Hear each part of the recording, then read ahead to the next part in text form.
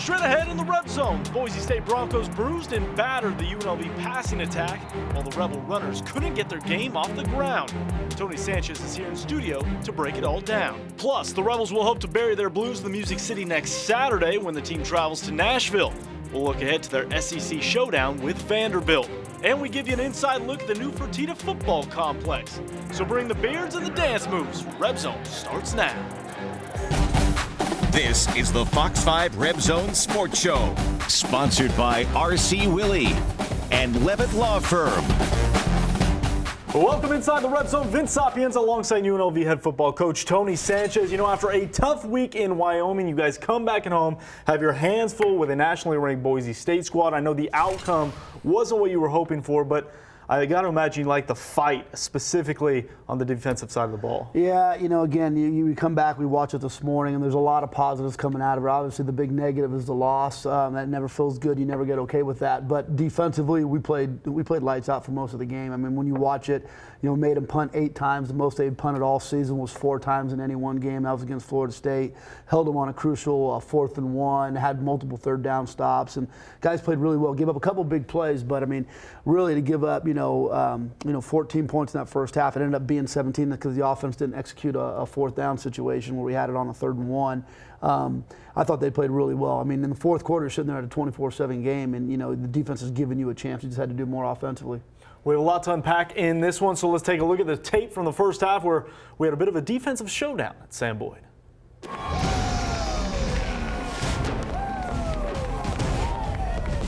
Armani Rogers cleared to play Saturday night, though he would sit the bench. Instead, it's Henderson's own Kenyon Oblad getting the nod. Though not the start he was hoping for. Just 3 yards on the first 3 plays to open the game before the Rebels had to punt. So here come the Broncos galloping down the field with chunk play after chunk play. 14, 21, and 35 yards, eventually inside the 5, where Hank Bachmeier hits Garrett Collingham. Shedding the Rebel captain Javen White's tackle, the Broncos bust out to a 7-0 lead. UNLV looked poised to be on the move, but a batted ball by the Broncos on 3rd down gives it right back. A little later, Rebels offense trying to change the pace and go up tempo, but disaster on 3rd and short. Oblad and Charles Williams cross up their signals. Ball on the turf, Rebels recover, but it's another 3 and out. UNLV just 43 yards of offense through 15 minutes. Go to the second. First play of the quarter, Boise going for it on 4th and short, but it's Rayshad Jackson throwing up the stop sign, pushing Robert Mahone backwards, but the offense could not get off the ground. Oblad overthrows his target here, takes a big hit in the process. The drive lasts just 69 seconds, putting the defense back on the field. And this time, the Broncos bust a big one. Hank Bachmeier rainbows one deep, and it's John Hightower finding the pot of gold. A 76-yard strike, the longest play of the season for Boise, and the Roadies take a 14-0 lead. Ensuing drive, another first downless possession for UNLV. So back come the Broncos, 3rd and short, the give to Mahone, but he obviously hasn't gotten his flu shot because he coughs it up. White and Jackson knock it out, keeping the Scarlet and Gray alive. But the Rebels went 3 and out on 5 of their first 6 possessions, and at one point, Oblad went 8 straight passes without a completion. But just before the half, it looked like UNLV found their stride. Charles Williams backed up in his own end, bounces this one to the outside, goes 29 yards, then it's Oblad over the middle to Darren Woods Jr. for a gain of 16. But on 3rd and 8, Oblad rolls left, has a receiver short, but decides to go deep and overthrows his tight end. That gives the ball back to Boise one more time. They move the ball 53 yards in just 32 seconds, capping the half with a 52-yard field goal and a 17-0 lead heading into the half.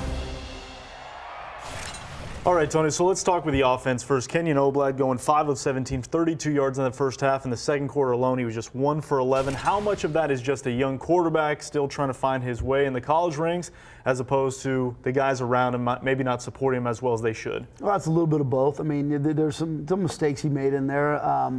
We'll go back and we watch film today, and there's a couple of times where he had some easier reads and just didn't put the ball where he needed to.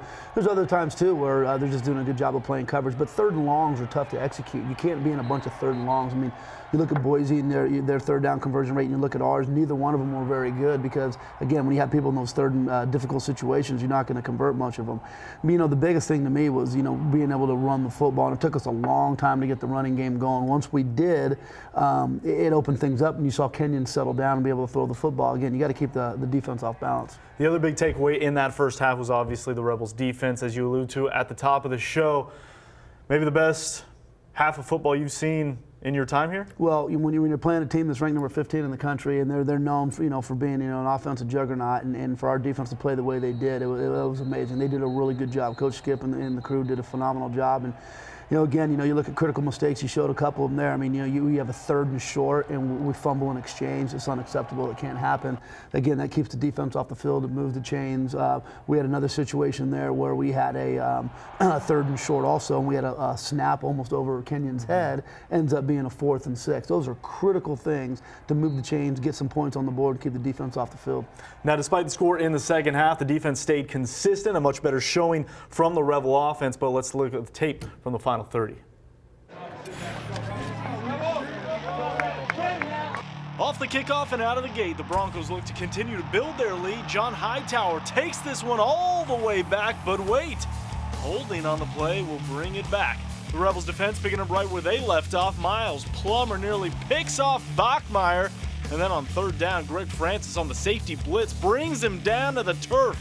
So here come the Rebels offense. Charles Williams looking like his early season self, slipping and slashing his way into the secondary, but the BSU defense would stiffen, sacking Oblad on back-to-back plays. Penalties played a big role in the 3rd. 2 defensive pass interference calls puts the ball inside UNLV territory, leading to this. Killian Butler at your service. Gets to the outside, gets a block, and gets in. Broncos balloon their lead to 24. The Rebels would respond. 3rd and long, Oblad finds Fowler for 24 yards and a first.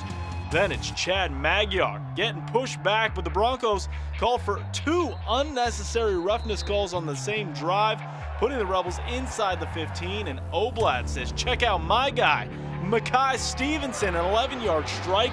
Rebels cut the deficit back to 17. Then, just before the end of the 3rd, the Rebel defense continues to flex its muscle. Gabe McCoy bringing a sack lunch to Sam Boyd.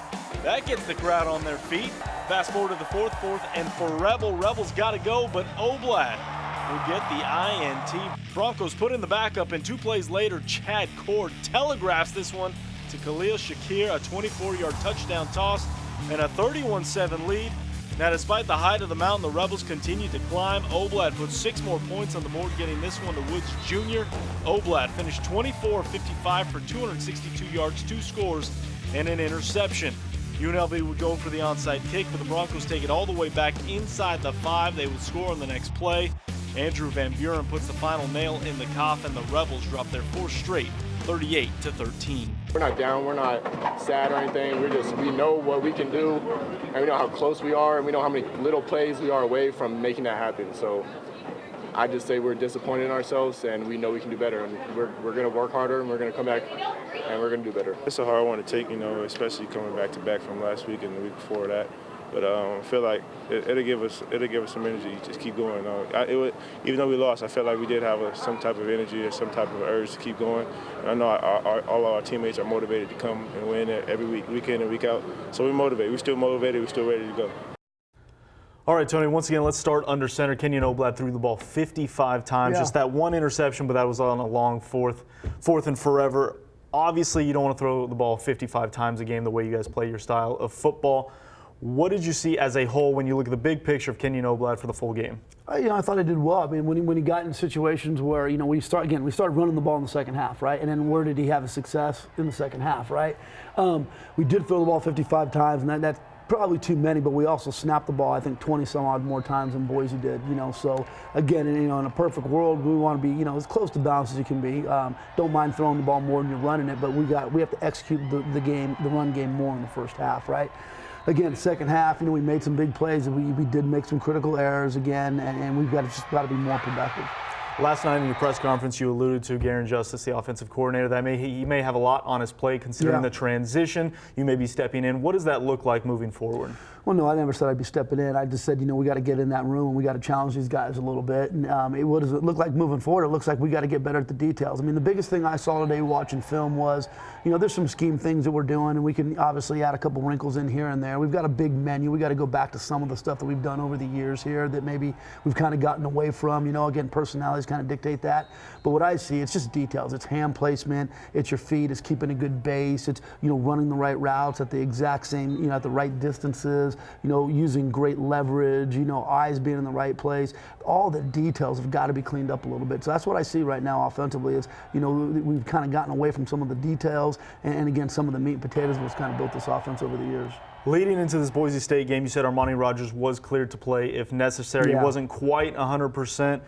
What does that quarterback room look like moving forward as you guys get ready for Vanderbilt? Well, it'll be interesting to see where Armani is on Monday. I mean, we definitely have a high level of trust in Kenyon. Kenyon did a really good job and is continuing to grow. I want to continue to see that, right? We got to see what Armani's level of health is. He's got to be able to run the ball in order for us to, put him back there. I mean, he throws it well enough. There's no doubt about it, but he's really that dual threat guy. So we'll see moving forward. I mean, there may be a place to play both these guys at times. And, bottom line is we got to problem solve this and figure out how to put wins up there. Before we put the bow on the Boise State game, hearing that Gabe McCoy bite about there was a different juice, there was a different urgency being felt by the guys on the sideline. How, I guess, rewarding is that even after a loss to hear that from the guys? Well, we were really disappointed last week, coming back from Wyoming, and that was kind of a real gut check time, and I was really proud of the way the guys showed up and competed. Again, we have to do things at a higher level, but we competed hard and played really physical against a really good football team. If we continue to do that, fix some of these little things offensively, we're going to be okay down the stretch. There's a lot of winnable football games out there. I think now this point of the stretch going down, I mean, there's not a huge margin in teams, and you look at some of the outcomes and the teams we're going to play, and just kind of the competition level, it's right in your wheelhouse. We just got to execute at a high level, and we got a great group of kids, great group of seniors. They're not going to quit. We are just getting warmed up here on the RebZone. After the break, we're going to turn the page on Boise State and look ahead to the Rebels' next road test. An SEC special at Vanderbilt. We're back in 2 minutes. Keep it here. You're watching the Fox 5 RebZone Sports Show, sponsored by R.C. Willey and Levitt Law Firm. Welcome back to the RebZone. Vince Sapienza alongside Tony Sanchez. Coach, let's dive right into your next opponent. Yeah. SEC showdown this next Saturday in Vanderbilt, going to Nashville. What kind of challenges does this team present for you guys? Well, it's an SEC team, so we all know the level of competition in that conference. However, we've had teams from our conference go and went up there. You saw San Jose go and get Arkansas. So different situation, different matchup. But we need to be confident going into this game. We got to continue to play defense the way we have, and we got to be able to run the football down the hill early so that we are able to throw the ball and help clean up some of those protection issues. But I'm excited about it. Nashville's a great city, home of country music, right? I'm a big country fan. Too bad we won't be able to go out, but excited about going down there and competing, and love the afternoon games. Does the iPod music shuffle change a little bit going to Nashville, get some more of those hardcore tunes for you? Yeah, absolutely. So obviously Vanderbilt lost last night. They dropped to 1-4, same as UNLV. They got gashed by Ole Miss, another Rebels team, for over 400 yards. Do you see a big opportunity to really get the ground game going early and often to allow Kenyon to maybe open it up a little bit down the stretch? I do, and I think it's important that we do so. We've got to be able to, again, make some big plays in the run game to open up some of that passing game. I think Vanderbilt and us were in very similar situations. I think we had higher expectations coming into the season. There's a lot of football left to be played. I know Coach Mason, known him for a long, long time. He actually used to work for Tony Samuels at New Mexico State back in the day. So Derek's a good guy, and I know they're kind of the same part we are. Hey, we got to find a way to get another win that gets the momentum going. So it's a real pivotal game for both teams. And in terms of timing, it seems like this is a nice time to go on the road, another long road trip where the guys are already so close-knit to really rally together and come get a win. Well, yeah, I mean, the way the Mountain West made our schedule, one home game in 6 weeks, right? So we're road warriors. So, no, it's good. That's the one thing about our guys. They're going to have their heads on, ready to go. I think Our guys, defense, are going to watch this film tomorrow, and there's a lot of positives. They're going to see a lot of really good things from this Boise game they can take with them into that game. Offensively, I think they're going to see a lot of missed opportunities. They're not going to see no opportunities, which is important. I think that we've got to do a really good job of showing them the critical errors we made and the opportunities that we gave up early. So I think seeing that is going to give them a sense of confidence that we can go and get this thing done. Season is moving along very fast. We are moving along here on the RebZone. We take you inside the Fertitta football complex. I'll show you the elite state-of-the-art training facility and why it's being called a game changer for the Rebels. You're watching the Fox 5 RebZone Sports Show, sponsored by R.C. Willey and Levitt Law Firm. Welcome back to the RebZone. Vince Sapienza alongside Tony Sanchez. After nearly 50 years of dreaming and 5 years of some serious campaigning, fundraising, UNLV football officially opened the Fertitta football complex this past week. A $34+ million state-of-the-art training facility setting a new standard, not just for football programs, but for universities around the country. I will state with conviction that today marks the dawn of a new day for UNLV football in our athletics department. Hundreds dressed in Rebel Red showing up Thursday afternoon for the official opening of the Fertitta football complex. For most, it was their first time seeing the facility, and it did not disappoint. And to see their faces, and it just made it all worthwhile. So we're really proud, and we're very thankful for our generous donors who made this day a reality. It's one of the best things that has happened to this university, and there's more to come to it. Coach Sanchez has always had this type of knit grit, I'm going to go after and get it for. So seeing him being able to get this done, and this is groundbreaking. Like everybody said, this is the next step to UNLV being in a great direction. Fired up about going to work. Rebels head coach Tony Sanchez has been spearheading this project since he first arrived on campus back in 2015. Campaigning, fundraising, and believing in the future of Rebel football. Just a sense of pride that'll come with it, walking into, again, state-of-the-art facility that, create a little bit of swagger, and we know we need that around here, so, and really, I'm so thankful to so many people that have done. I mean, this is a very unique project because so much of it was community. I mean, almost all of it, 95%, was really community dollars.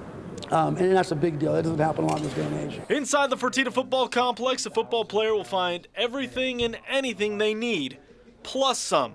Spacious locker rooms, a player's lounge complete with a pool table, a weight room that some NFL teams might be envious of. Upstairs, you have an academic center, a dining hall filled with dietitians. The facility even has its own barber shop. One of our core values is innovation, and you look throughout this building and all you see is the cutting edge and the elements and the details, and it really speaks to the high volume and the championship aspirations that we have. So I'm going to absorb it and take everything and just take it day by day, and I enjoy everything that this university and Coach Sanchez have done for the football team. So with this, it's just, next thing is just winning more games. That's how I think the community is waiting for us, just to win more games, and I plan on helping them. We now can look at guys in the face and say, we don't want to win, we're going to win because we've invested to win. Our community cares, our university cares, and we're not talking about it anymore, we're doing it. Tony, obviously I know that was a big day for you when the ribbon was officially cut. The doors were open. You're starting to move in. But I want to ask you, hearing your players like Javen talk about how much it means to him for you getting this done, what does that mean to you? Well, really proud of the completion of the facility. It took a lot of hard work. There was a lot of unbelievable people within our community and our university that really helped get this thing done. And the finish line kept moving on us. It didn't start off as a 34-plus project, So there was a lot of times where you could have just said, oh, man, maybe it's overwhelming. We can't get it done. But we just kept our head down, kept moving forward. And you do it for the players. I said it in my speech. They didn't build these universities for ADs and coaches and administrators and teachers. You build them for students, right? Mm-hmm. And our student athletes now have a first-class experience at UNLV. They're going to have the elite training facilities that they need, and it's going to help us recruit at a whole different level. I mean, it's a really needed deal. I couldn't imagine being in the lead and then going from there over to Allegiant Stadium. I mean, it would have been such a disconnect. Now, with Allegiant Stadium coming online, with this facility, we have some of the best facilities to offer in the country. I mean, you got a barber shop. Barbershop. I'm an easy cut. So I mean, you got a treadmill in one of the hydrotherapy tubs. I mean, this is this is not just next level. This is the level. This is the standard. It is. I mean, at the end of the day, you're trying to put the best product on the football field, right? So you got to take care of their medical needs. You got to take care of the dietary and supplement nutritional needs, right? The dining hall, supplement center. Again, a locker room. You've got a players' lounge for the guys that have camaraderie to come together. You got all the tools you need, that weight training facility. I mean, everything you need to build that player is going to be there at the highest, most elite levels. And we are moving in this week, correct? Yeah, so Monday the players will move in. Offices on the second floor aren't completely done yet, waiting for some furniture and stuff to install. So next couple of weeks that'll get done. But most important thing is our players are going to utilize it and feel that sense of pride. And they've worked hard. They deserve it. They've made this program better over the last bunch of years, and I'm excited for those guys to get in. Tony, congrats again. But we are taking one final timeout and then some closing thoughts from Coach Sanchez and the UNLV football plays of the week. But as we go to break, here's a look at how the Mountain West teams fared over the weekend. You're watching the Fox 5 RebZone Sports Show, sponsored by RC Willey and Levitt Law Firm. Welcome back to the RebZone. Vince Sapienza, Tony Sanchez. Coach, 5 games in, not the record you like, but plenty of football moving forward. There is. It's all about our perspective, how we look at it and how we handle it. There's some games out there that we dropped that we felt like, we had a better opportunity to come away with a win. Didn't happen. So we got to be a mature football team. I think that's when some of the, the veterans have got to really step up, and they have. You saw Javen talk a minute ago. I got to do a really good job of, being critical on certain things, but also make sure we keep a positive mentality. And there's some games we won down the stretch, and we're going to have to hunker in. We're going to have to fight. As you mentioned before, hearing the kids earlier talking about their mentality, it's a different kind of mood going on in the Rebel locker room, and that bodes well moving forward. Coach Sanchez, thank you so much. That's a wrap for the RebZone. Thank you for watching. But before we go, take a look at the UNLV football plays of the week. Good night.